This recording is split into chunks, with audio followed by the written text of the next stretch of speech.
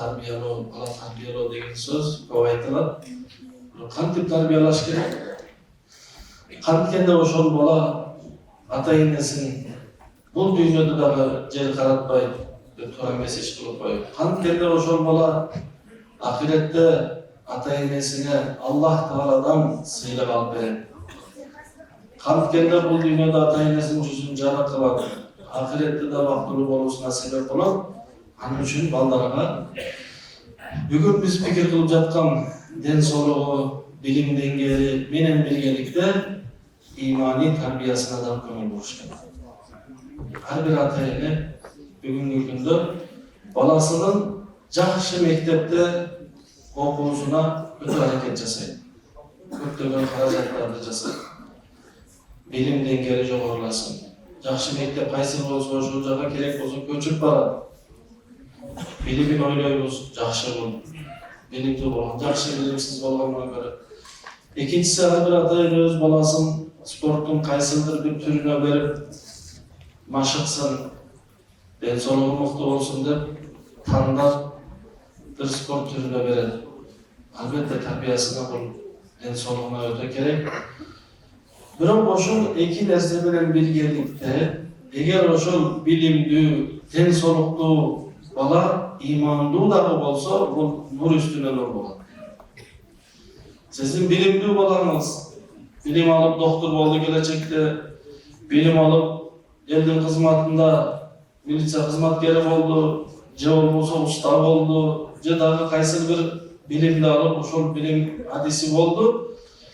Oşol menen birgelikte densoluğu dagı jakşı sebebi siz sportun bir türüne berip koygonsiz. Emi elge paydası тийген balanızdan özüne dagı ziyan bolmasın üçün imani tarbiyette berip koygon bolsa, balanız emne bolat? İmanlı doktor bolat. İmanlı usta bolat. İmanlı bilimli hadis bolat. Bugün her birimizge kim gerek? Doktorga barsanız olup kalanda jakşı imanlı doktor izdeyiz.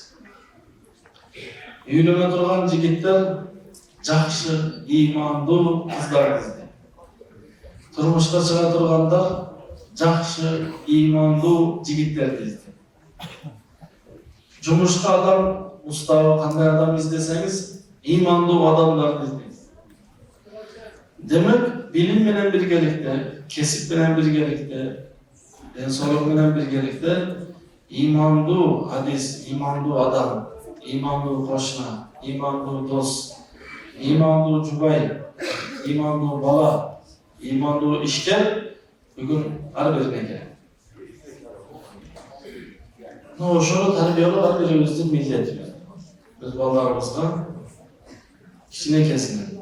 Hazır misalı 40'tan aşkan, yaşı 40'tan ödü, 40, 50, 60 yaşlardan suraştıra turgan bolsanız sizge imanlılıkты, tarbiyani kim öğretti? Çoğun adam öğretti ve çoğun apam öğretti.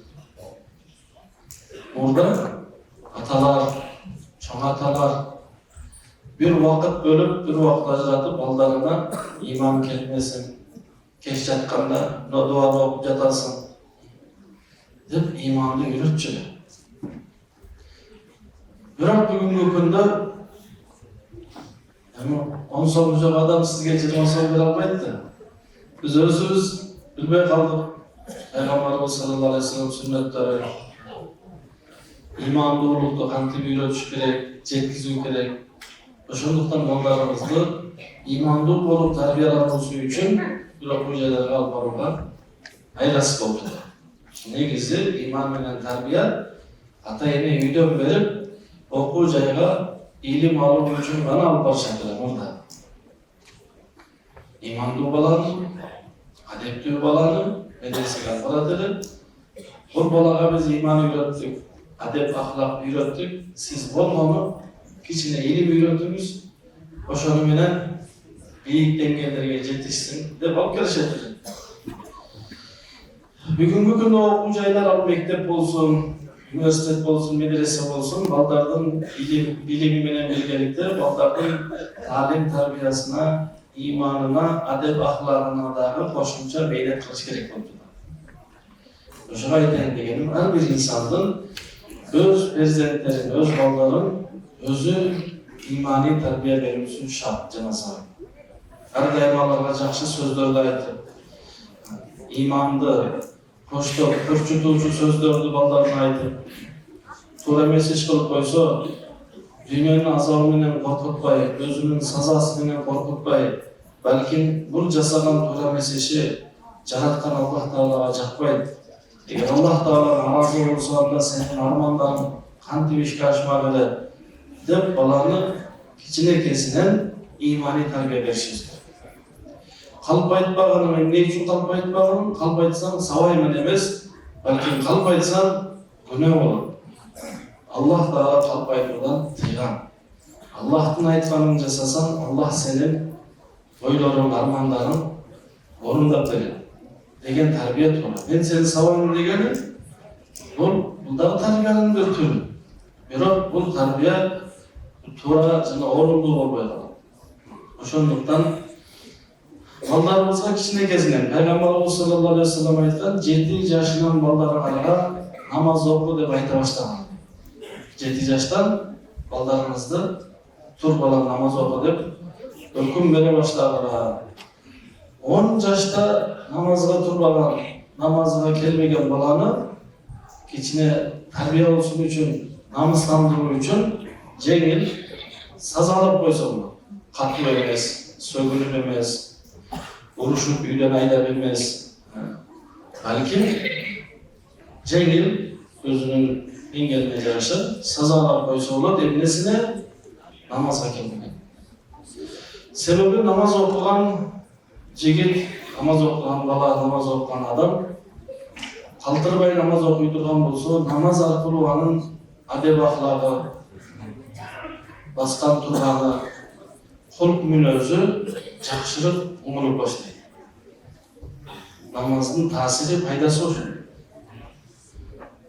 Орозо айында кичинекей балдарыбызды, кыздарыбызды кыйнап, орозо карматкандай болобуз. Орозо кармай бер, чыда деп. Эмне болот орозонун натыйжасында? Орозонун жыйынтыгы натыйжасы Orası karmagan adamga Allah Teala takvacılık berek kıl berek. Takva degen ne degen? Günahdan saklama. Günah kılmayın. Kalbaydı günah, oşadan saklama. Birovun hakkısını jegen günah, oşadan saklama. Kişine kezinde, bala kişine kalıp söyler. Eğer kişinekey kezinde toktat olsa, çoğayganda oşadan çoğayıp gelir. Kişinekey kezinde birovun kişine hakkısını jegen, konfetini alıp jegen. Çoğayganda birovun jerin bası olan. Oşandırdan namaz menen orozo bu adamın dünyadagi kulk münözün, adep ahlakın oңдой turganmiz. Ошого балдарыбыз жакшы көрсө, жакшы көрүүнүн туура жолу намазга үйрөт. Кичине кезинде сизди намаз окуп жатканын күндө көрсө, анда 7 жашка жеткизбей эле өзү сиздин жаныңызга келип туруп намаз окуй баштайт. Apası namaz okup жатканын көрсө, sizdin namaz okup жатканыңызды көрсө, ошол менен намаз окуган баладан жакшылыктын баарын күтсөңүз болот. Пайгамбарыбыз саллаллаху алейхи ва салламга айтышты.